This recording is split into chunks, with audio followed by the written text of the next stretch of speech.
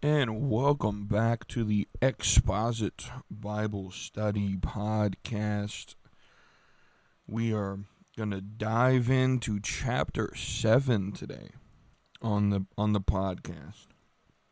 And just a little quick housekeeping thing before we jump into that. If you are a person who's been listening for since the beginning, I was doing a thing called Crossroads, which was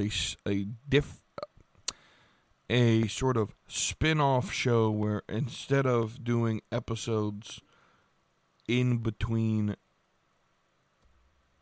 the study on different topics, I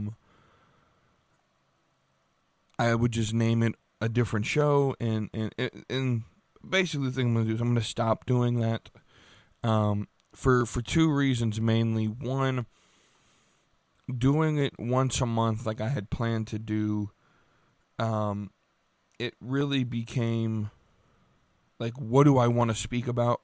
And then when there's nothing really culturally relevant to speak about, what do I speak about, right? So finding a topic, and just secondly, the most important part of it, why I'm stopping that side, is I just feel like that's not my lane.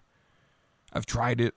Just a little bit about me before we dive in. Like, I've tried to do the cultural, political podcast before, and I just don't feel like that's my lane. I feel like my lane is right here in the Word, reading it, studying it, and not trying to necessarily apply it to culture. Not that we like for the mass to hear my opinion on, right?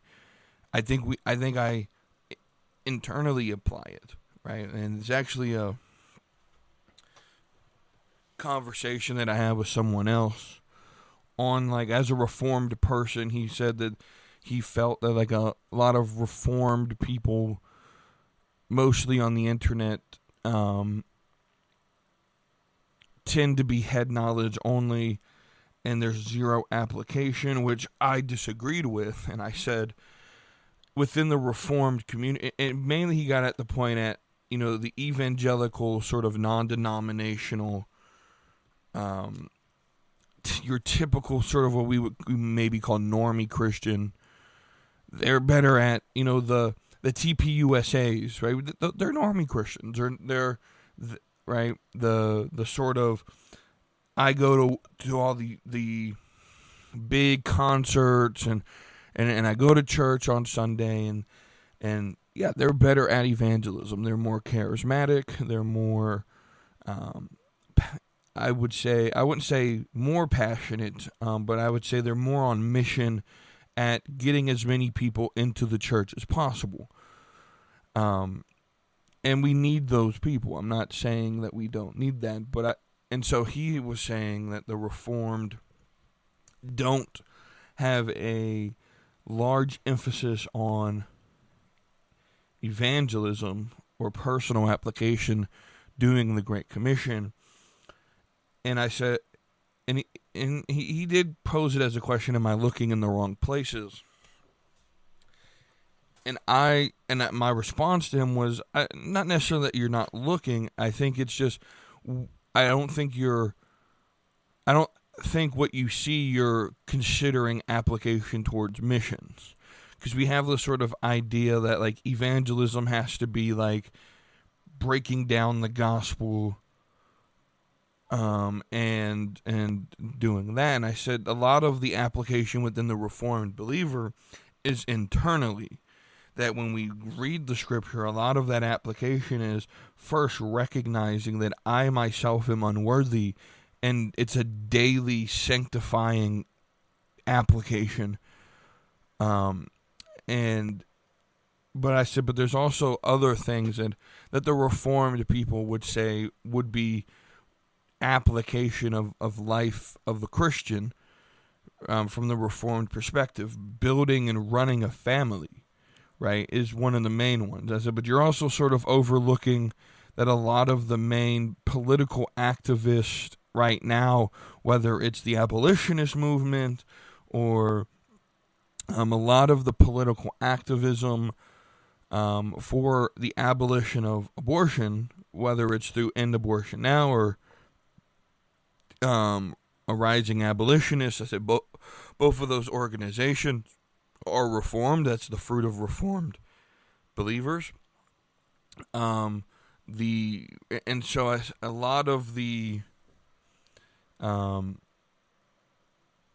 calls for a return to a Christian era in the country is coming from reformed people, and sure, the gospel needs to be evangelized and told to people, but my answer was, what is the purpose of evangelism if there's nothing to evangelize them to? That there needs to be that evangelism or the gospel, and this comes down this I'm having this now because it is I think an important conversation to have before we get into the text. But I said the gospel is the foundation of the faith, but you don't stop building the house at the foundation. You have to have a good foundation. So absolutely, the gospel must be preached, and the correct gospel must be preached, and it must be laid, and it must be, that's laborious work to lay a foundation. But there's also, on top of that, if you're building the house of your faith, in this analogy, sure, you need a foundation that could withstand, but you can't stop at the foundation. You have to build the foundation with the purpose of building something on top of it. And I feel a lot of times what our modern church does, what the modern evangelical sort of non-denominational, and I'm not hating on non-denominational because I'm not even necessarily a proponent of the sort of high church label that gets put on a lot, or that a lot of reformers would do. Like, I'm not a Presbyterian in any way, shape, or form, and I think every church has a liturgy, whether or not they believe in it. If you have an order of service, that is a liturgy. But I don't believe in the super, like, we have to do this and this and this, and I'm fine with the non-denomination. In fact, I actually prefer the non-denominational order of service.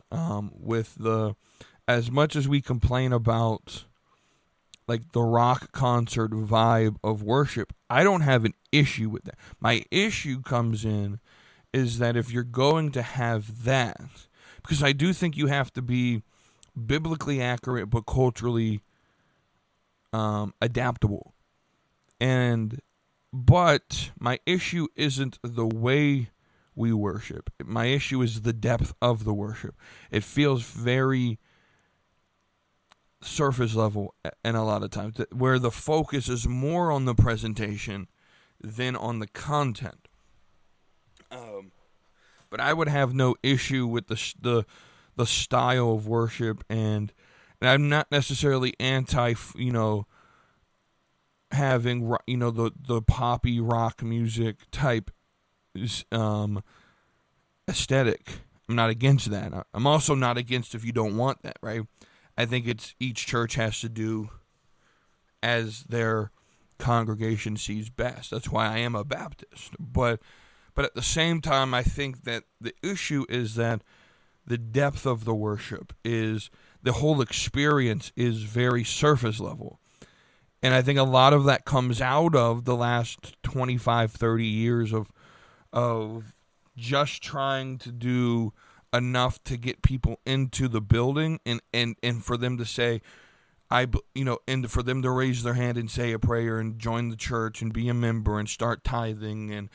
And so for me, I think the fruits of the past 30 years of sort of evangelicalism, the fruits coming out of that are, we had a lot of people who we checked off as they were saved, they came to Jesus, who then 15, 20 years later either still are in a shallow place in their faith because they were never taught how to read and study and grow. They were never discipled. I think a lot of focus is on getting people saved, but never on discipling. And notice Jesus' the Great Commission itself.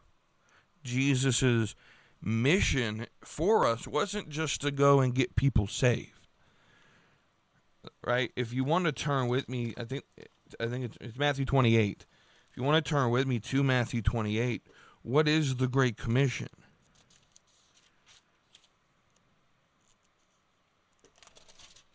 Right? The Great Commission isn't go into all the nations and get people saved. It isn't go into all the nations and tell them about me, have them raise their hand, say a prayer, and get baptized, and now they're saved, and that they could figure it out. No. The Great Commission is this: go into all the world and make disciples. What does that mean? Go into the world. He says this in verse 20, teaching them to observe all that I commanded you. I am with you always, even to the end of the age. And so what's the Great Commission? Is it just preach them the gospel, have them respond, and leave them alone? No, it's go, do the hard labor, meet with them on a weekly basis, make disciples. And notice, he says, make disciples of all nations, not of all peoples, of all nations. We are to disciple the nations. The idea being, as we disciple individuals, the heart of the nation will turn to God, right? And that's a whole different conversation. But yeah, so that's my answer to that question that I was asking. I just wanted to mention it, that, yeah, as a Reformed person, and so for me, that application of making disciples, for me, happens every Friday. Not just on the podcast, but Friday nights, I do a men's Bible study with a bunch of people who, some go to my church, some used to go to the church that I go to, some don't, some just, we've literally had people walk into the coffee shop we meet at and say, hey, y'all are doing a Bible study, and like, yeah, you can join us, and they join us, and then they come back. Or the one of the guys who helps lead it, he may be at the gym one day and talk to someone. Oh, hey, someone's coming this week, right? And that is my application of fulfilling the Great. Because the Great Commission isn't go, leave America, go to Botswana and try.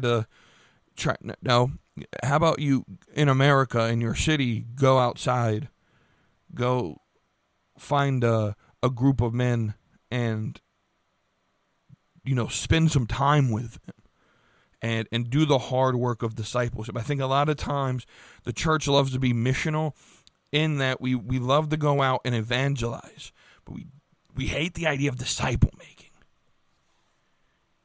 Right? So that's me on my soapbox for the first couple minutes of this podcast. With that being said, let's focus back in. Crossroads is done. If I ever have something like, what I've decided is, rather than doing separate episodes, if there's something on my mind that sort of I want to get out of the way, we'll do it just like I did it at the beginning of the episode. Then we'll jump into the study and make this one cohesive podcast. So with that, this is Exposit. I am your host, Randall, and we will dive on in. The last thing I want to say real quick, I'm going to pray in after this. There's been this sort of feeling in me of like, as I'm doing this, this came from listening to a political podcast that I listened to about Tucker Carlson and and how Tucker seems to not have anyone who's sort of his accountability for what he says, and that's why Tucker sort of says a lot of strange things, because he doesn't really have anyone to hold him accountable to his proposed worldview, and that sort of spoke to me. That I don't necessarily, this is a conversation held all the time with like Christian podcasters, is like, who is my accountability? And a lot of people like, well, my pastor's my accountability. They check. And so here's what I'll say. I don't really have that system in place, and I would like to potentially have that system in place. And so if you are, so what I'm saying, for me, my accountability is the Discord server, right? So if you are listening, I want you to hold me accountable to what I'm teaching is biblical, that I'm not saying crazy things that are, right, as the server grows. And then ultimately, I don't want this to be like connected to my church, because in that case, I differ from a lot of the beliefs that my church holds from a secondary issue point of view. And I don't want like, oh, I go to so-and-so church, and like, if I connect it to it, I would feel pressured to have to change the way I describe things to not hurt their perception if someone were to hear it, right? So my accountability, I feel like, is the Discord group, are the listeners themselves. And, as I post this, I would hope, if people were to listen to it, hold me account. I'm 100% saying, hold me accountable to what I say, that it's within the realms of Christian orthodoxy. And so with that, let me pray us in, and we'll jump into the first 13 verses of John chapter 7. Let's pray. This prayer that I'm about to pray, actually, my old youth pastor posted this on Facebook, and I told him I was going to take it from him because I thoroughly enjoy this. So it's going to be part of the prayer, not the whole prayer, but I really like this. So let's pray. Lord, just thank you for another day of life. I don't know the people who are listening and what they're going through when they're going through it, Lord, but you know. And Lord, I pray that you would just be with the listeners, that this would bless them, that this would ultimately be for your glory, Lord, as I open up your word and just am amazed at the words on the page at times of scripture that I feel like I've read, the Gospel of John. I feel like I've read this 3 or 4 times, and just the amazing depth that I've missed in those previous times that I'm finding in this one as I'm going through it, Lord. As I sort of pray the prayer that Pastor Jeremy from the church in Nashville that used to be my youth pastor had posted, I'm empty. I'm sorry. This is a hard word, but it's true. I'm stupid. As informationally sound as I might be, I'm stupid. I'm oftentimes proud and foolish and selfish and really just ignorant of some things. Lord, that you would speak to me, that you would send your Spirit to show me a perspective of what you want. Like I always say, Lord, that you are the author and you had an intended purpose. And what's the best way to get that intended purpose? Not to necessarily just sit and talk about it. That's how we can discover it.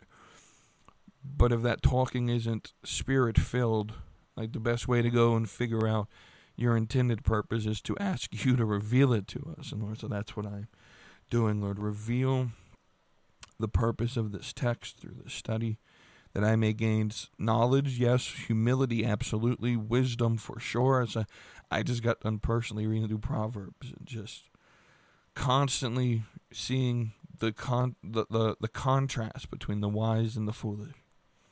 That I may gain wisdom, Lord, that I recognize that I can't get those things by myself, that I must rely on you for those things.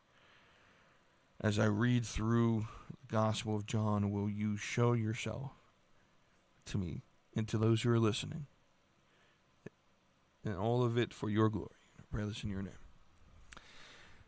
Amen. All right. So let's jump on in to John chapter 7. We're going to do the first 13 verses, and it's kind of an awkward end, like, to, like, it's sort of, we're going to sort of stop in the middle of the story, in the middle of the narrative as it's being told. But I think this is a good stopping point, because it sort of is, when you read through it, it's the best, it's really the only place you can stop before you get into what Jesus replies to them in his teaching that we'll break down next week. But let's sort of recap real quick where as we leave John chapter 6, which we spent about 3 to 4 weeks, and we probably could have spent a whole other year on it. As we leave John chapter 6 and we move into 7,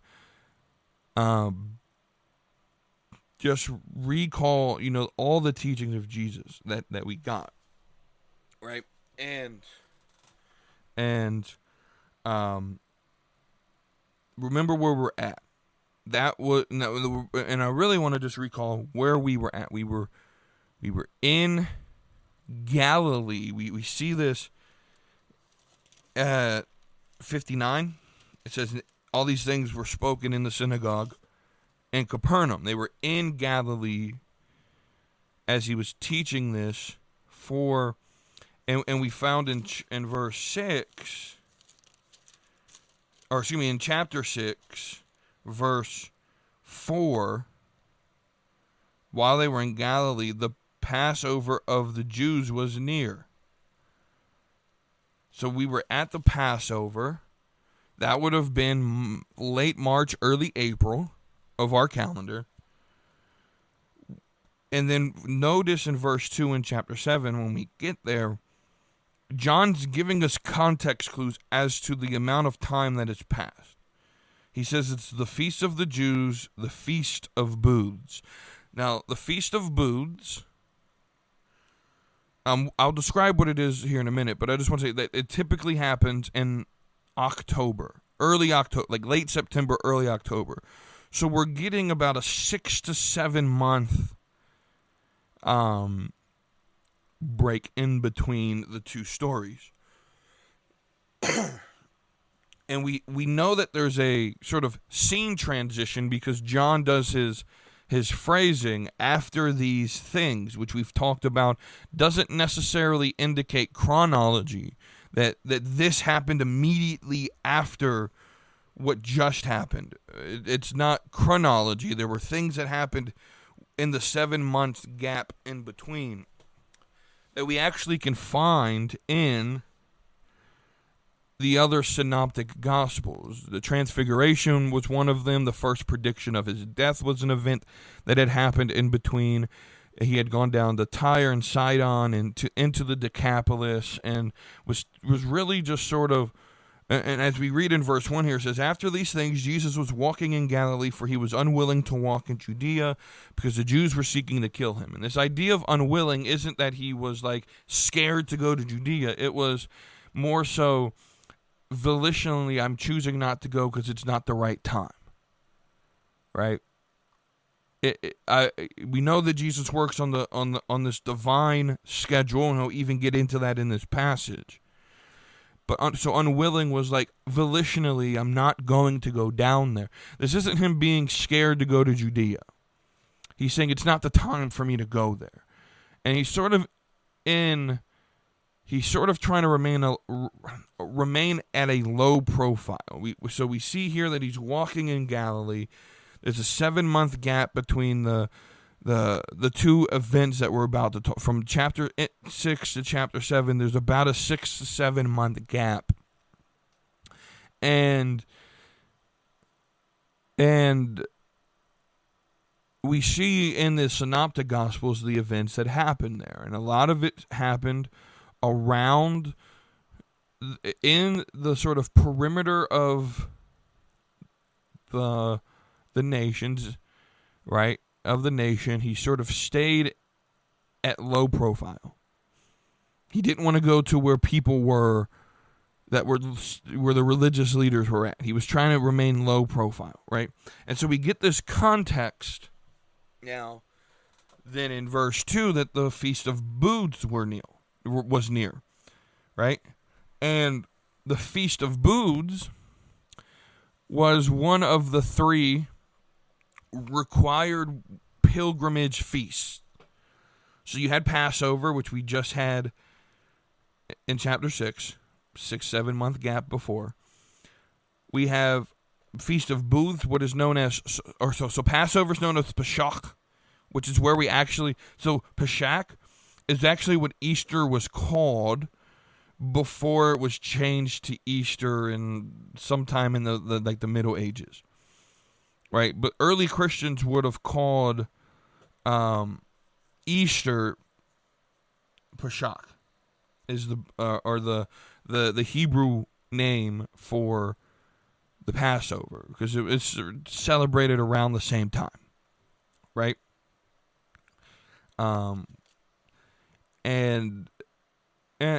And so I think Easter actually was a Christian change.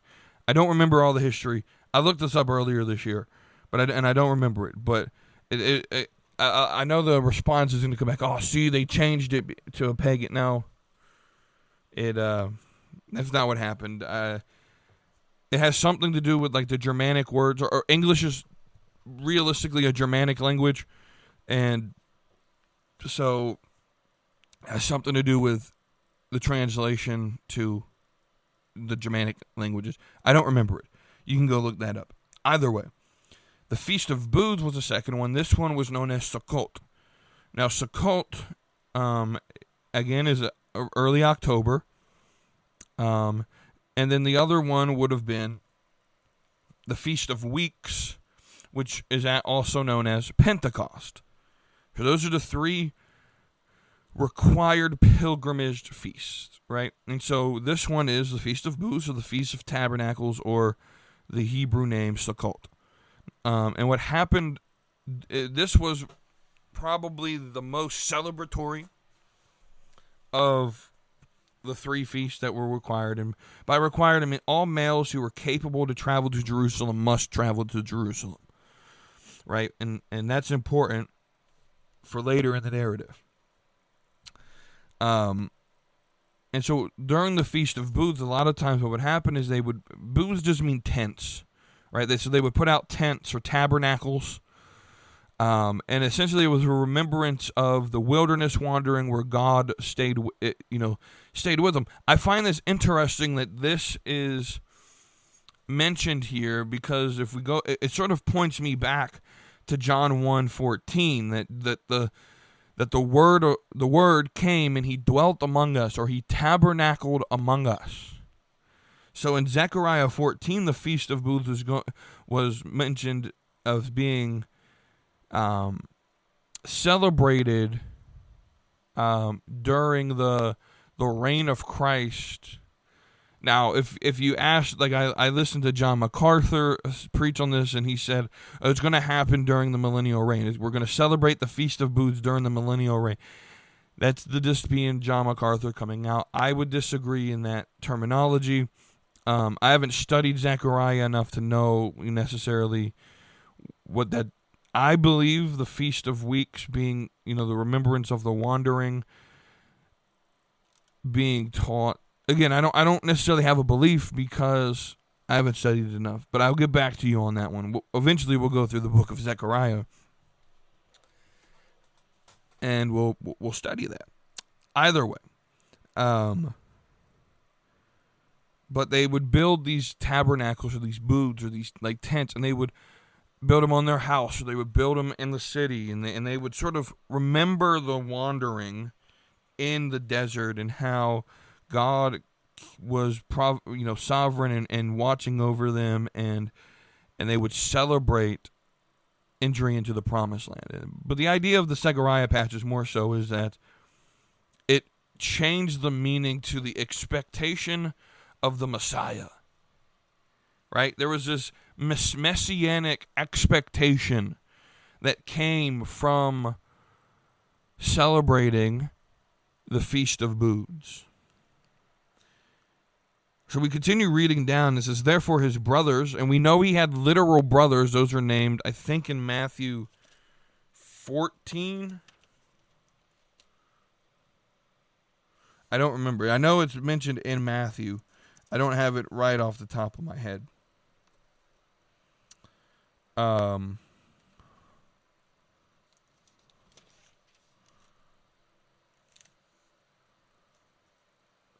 Either way, we know he had actual brothers, and all four of them were named in the Gospel of Matthew. Let's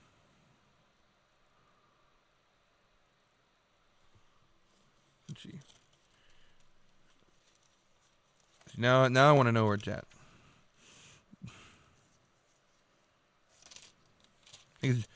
There it is.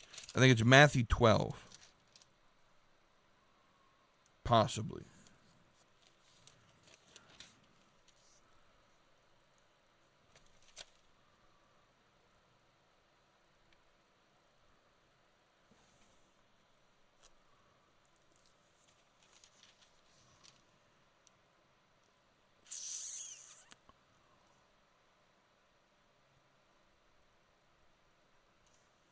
Either way, it doesn't really matter. But they are mentioned in one of the three synoptic gospels that he actually has brothers. Right? That Mary had other children. Right? That's a point that I want to make. Mary had other children. Let that be what it will. Right? We won't go much deeper on that controversy. But his brother said to him, leave here, go to Judea, so that your disciples also may see your works that you are doing. For no one does anything in secret when he himself wants to be known publicly. If you do these things, show yourself to the world. And John gives us some commentary after the quote, for not even his own brothers were believing in him. Now at first, this sort of reads like they're sort of like urging him to go sort of in a mockingly way. Obviously, they had zero belief. I think the point here that I want to point out is proximity to Jesus does not equal belief in Jesus. Right? It's sort of an issue we talked about last week with Simon Iscariot, or excuse me, Judas Iscariot. That he had the experience, he had the proximity to Jesus, he was taught by Jesus. In fact, in the 7 months in between chapter 6 and chapter 7, there was a lot of focus on the private ministry and teaching of the disciples. Like getting right, like Jesus, and in these 7 months were beginning to lead the way. In fact, if you flip through the pages of John, 7 and 8 sort of go together, right in this sort of teaching here. But eventually what you end up seeing is what is happening now from this point forward. So the first 6 chapters, I think, sort of set up, like, it sort of sets up the tension, because we see in verse 1, Jesus was sort of unwilling to go because there's a tension now, they want to kill him. So the first 6 chapters builds that tension, and we've reached this point of the tension in chapter 7 and 8, and it just continues to get deeper and deeper, more antagonistic to Jesus, until we get to chapter 12, right? And then in chapter 12 is the last chapter we have, or right before the final week of his life. So we're approaching the final week, and you notice chapter 7 is going to start. As we read further, we're going to see that Jesus actually does go up to Judea. He's going to go to the feast, right? But he's going to go alone. He's not going to go with the entourage or the caravan. He's going to go alone. He's going to go in secret. And what we see is he goes, and starting from chapter 7 through until the end of until essentially chapter 12, where Jesus does the triumphal entry. This is building that up, right? The tension is building. It's at its peak. We're sort of approaching the final week of Jesus' life. and this is going to set up the triumphal entry, right? Which is then going to set up the last half of the book of the final week of his life.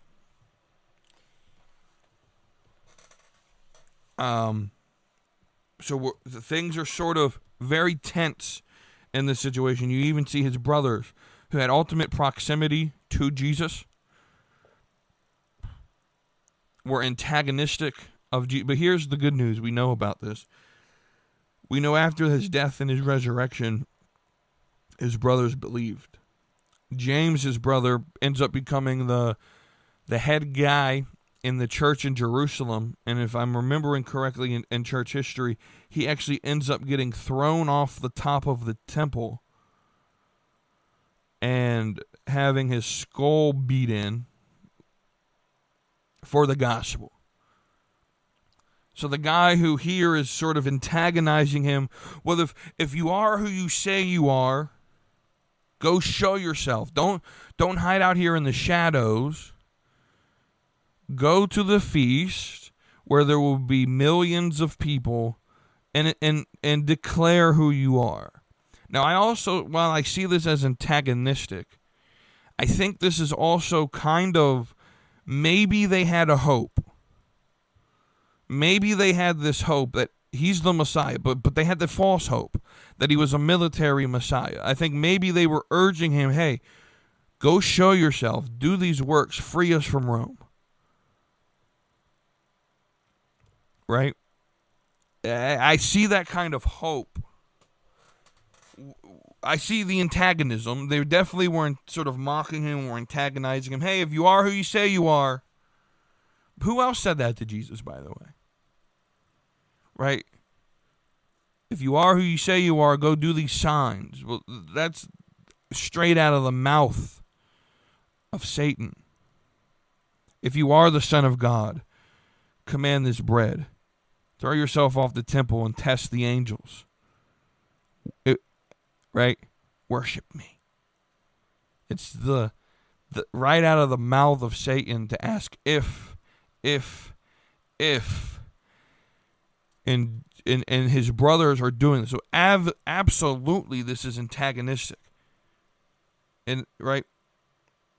Go show yourself to the world if you are who you say you are. Right? Go show yourself. So Jesus said to them, we are in verse 6 now, my time is not yet here, but your time is always opportune. The world, it cannot hate you, but it hates me because I testify of it, that its deeds are evil.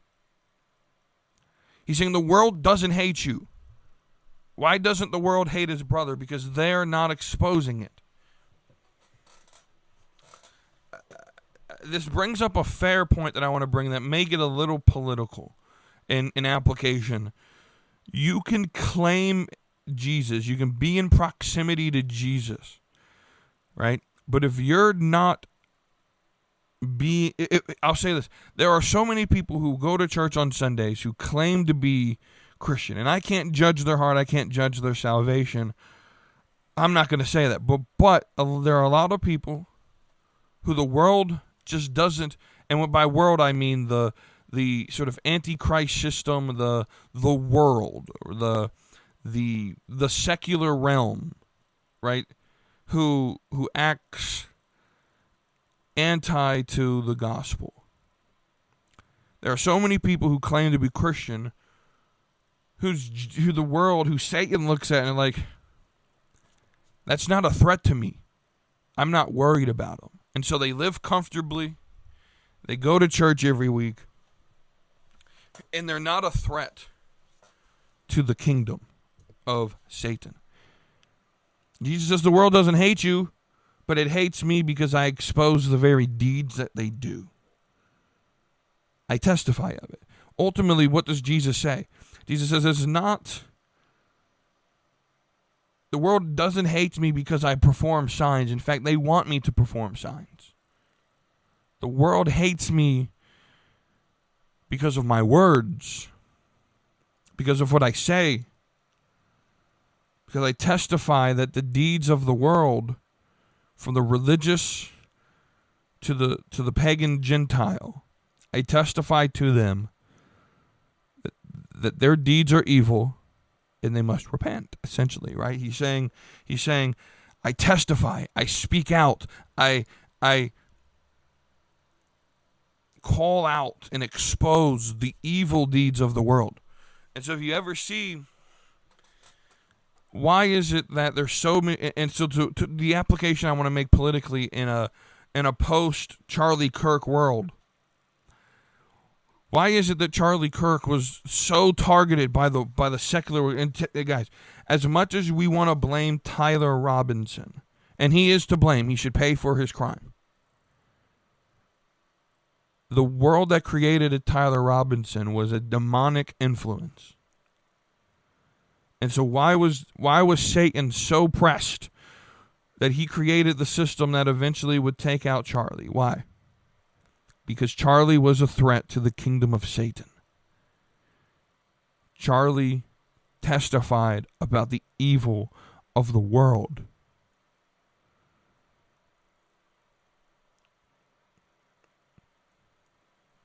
If you're not a threat to the world, I'm not going to say you're not saved. It's not my place. But I would thoroughly press to say, I think examination must. Now, that doesn't mean, don't hear what I'm not saying. What I'm not saying is go out and be a jerk. The gospel is offensive to its in and of itself. It doesn't need you to add more offense to it. You preach the gospel with grace and truth and love. And that's something that I'm even speaking to myself, right?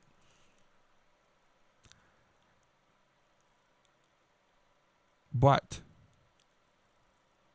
if you're not offensive, if you're not considered a threat to the secular world,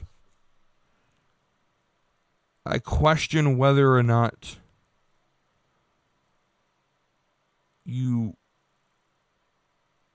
are following the ways of Jesus. Because Jesus said the world will hate you. It hated me, and I'm your master. Slaves are treated worse than the master is. I question how effective your Christianity is if you can live in the world and not be an offense to it. He said, the world cannot hate you, but it hates me. Jesus then tells his brothers, go up to the feast yourself. I will not go up to this feast because my time has not come. He's working on a divine schedule. And we see this throughout the Gospel of John. Jesus says, he said at the wedding in Cana to his mom, he said, woman, what does that have to do with me? The time has not come. All right, we see this all the time. He talks about time. What is my time? My hour. He's talking about his crucifixion. He says, it's not time for that yet. Let's not be premature in action. I will go when it's the right time. Right? Having said these things, he stayed in Galilee. Verse 10, but when his brothers had gone up to the feast, understand they're going to Jerusalem, but they're in Galilee. If you look on a map, you'd be like, what are you talking about? They're traveling south. You're right. But Jerusalem is the highest point in Israel, from my understanding. It's well above sea level, where everything else, especially if you're coming from Galilee, which was pretty much below sea level, you're traveling south, but again, I think I mentioned this earlier in a different episode, the Jews and the ancient East cultures, they didn't look at location geographically, they looked at it topographically. So they went up to Jerusalem even though they were traveling south because they had to walk up the mountain or the hill to get to Jerusalem. And so his brothers had gone up to the feast. Now understand, we know this from the Synoptic Gospels, that the caravan that would have traveled with Jesus' family probably was pretty large. And we know that because when Jesus sort of stayed back in the temple, it took a full day before his parents to recognize that he was gone. So it was probably a day's journey from the start of the caravan to the end of the caravan. It was a pretty large, and just in the culture, people would not travel alone. You had robbers, the terrain was difficult, right? You had animals in the wild. So you typically didn't travel by yourself. But it appears Jesus is here. And why? He didn't want the significant crowd to travel with. He didn't want a large presence. He wanted to remain in secret. Again, he didn't. It was not his time. He could not be caught. He couldn't bring a lot of attention to himself, because we see as he's traveling up, he says he went up. When his brothers are going up to the feast, he himself also went up, not publicly, but as if in secret, right? So the Jews were saying to him, or were seeking him at the feast, and were saying, where is he? So why would the Jews seek him? How did they know he was going to be there? Again, it's a pilgrimage feast. Every Jewish male who could had to be in Jerusalem. They knew he would be there. And I personally think two things were happening that they were seeking. I think there was one crowd that were seeking miracles, and I think the religious leaders were seeking to entrap him and possibly arrest him. And so they were seeking for Jesus. They were actively looking, but for very false motives. There was much grumbling amongst the crowds, verse 12, concerning him. Some were saying he is a good man. Others were saying, oh no, on the contrary, he leads people astray, or simply he is a deceiver. Now we know that the group who probably called him the deceiver was probably the Jewish religious leaders, because at his trial and at other various times, we see Pharisees saying, has he not deceived you also?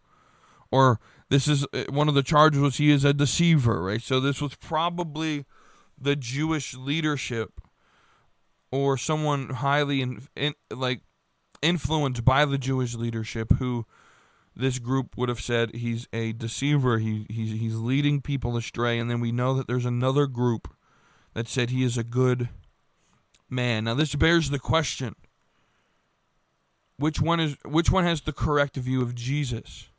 And here's my answer: neither. If you just view Jesus as a good man, you've missed the entire purpose of Jesus coming. Jesus isn't just a good man, he is God in the flesh. These people were just seeking his signs. Well, this man, he cares about the poor and the handicapped, and we just need more signs. Right? It's neither of the groups saw Jesus as what he really was. He is Lord. But they're whispering. But verse 13 is highly interesting to me. Yet no one was speaking openly of him for fear of the Jews. So the question that I immediately had was, what did the crowd have to fear about the Jewish leadership? Well, for one, it was an extremely pietistic, almost uber-religious, tyrannical system that the Pharisees and the Sadducees kept. For those who don't know, in the book of Deuteronomy, there's about 613 laws that the Jews had to keep.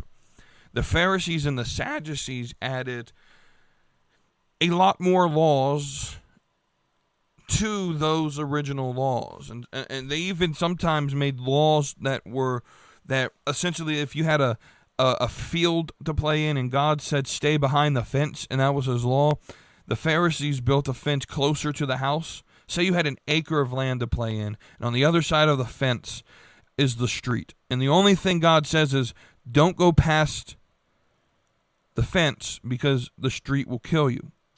So the law is stay behind the fence, but you have an acre of grass to play in. Well, the Pharisees and the Sadducees in their pietism said, well, if we built a fence halfway and told everyone to not go past that fence, we surely can't pass and break God's law. And so they would put basically these, what I would call a fence law, a law to restrict you from breaking the law. And it was super highly religious, pietistic, works-based, and you had to obey, right? And if you broke a law, you would. What were they fear of? They were in fear of being dis-synagogued, or not really excommunicated, but removed from the synagogue. Now, let me tell you why this is important. If you were removed from the synagogue, there would be social ostracization. You wouldn't be able to worship Jehovah or Yahweh. You had no way to worship. And worship in the Jewish life is sort of the center of existence. You would have shame put on your family. We see this in Jesus healed a man, and he goes to the leadership, and the Jewish leadership asks him essentially why he's doing. I think it's on the Sabbath, right? He was healed on the Sabbath or whatever, right? And so they go and grab the man's parents, and the parents sort of sell their son out and said, "Oh, he's just crazy," right? Because they were in fear of the leadership, that if they would take the side of their son, they would be dis-templed or dis-synagogued. They would not be allowed to worship in the synagogue. There would be social shame and ostracization. You would probably lose there would be economic hardship, right? And so that was the fear. Fear of losing your social life. And so everyone was sort of on the hush-hush. And that then sets up the scene, and where we'll be next week, for Jesus to come in and set up his teaching.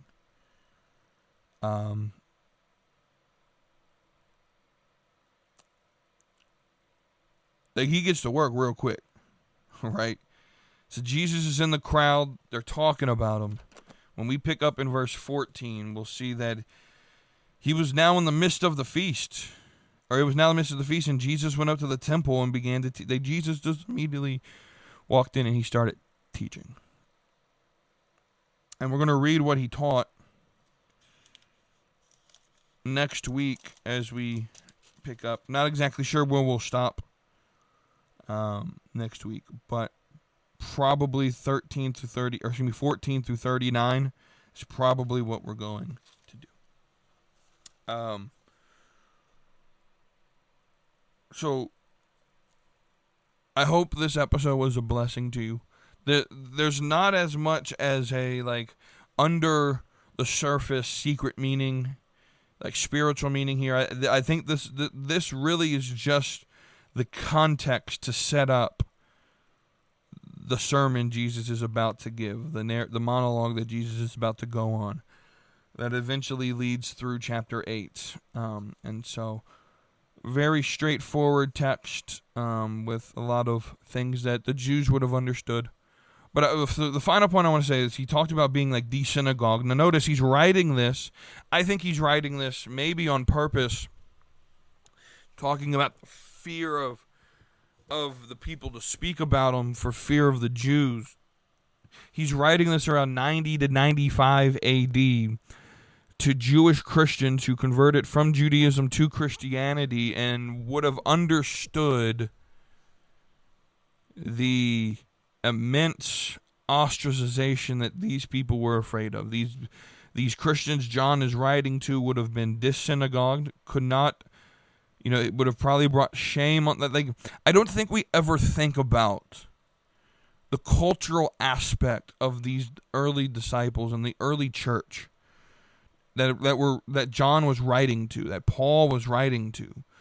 The Jews, we sort of just assume that life was, they were being persecuted by Rome, but no. They were also being, the heavy persecutors of the early church were the Jewish religion. Yes, Rome was part of it. Rome was a persecutor of the early church, but for the most part, it was the Jewish religious system that attacked the first generation of believers and ostracized them. And we see even with Paul, where before he was converted, they were in the midst of killing Christians. That was the social pressure that was on these converts. And I think John is writing this to say, hey, you can relate to this, right? You can relate to how this... Maybe he's even writing to people who were experiencing this history. Now, probably not. This probably would have happened 30 AD-ish. And John was writing around 90 to 95 AD-ish. So there would have been about 60 years of difference. And the level of ostracization between 30 to 90 AD only increased. So I think John intended to say to the audience he's writing to, you can relate to how these people feel, because they were afraid of the Jews for the same reason that they were afraid that what happened to you, my listeners, right? And so I think that might be what's going on here. I can't say for certain, but I think that might be the intention of mentioning the fear of the Jews. So with that, thank you all for listening, and I hope to see you on the next episode.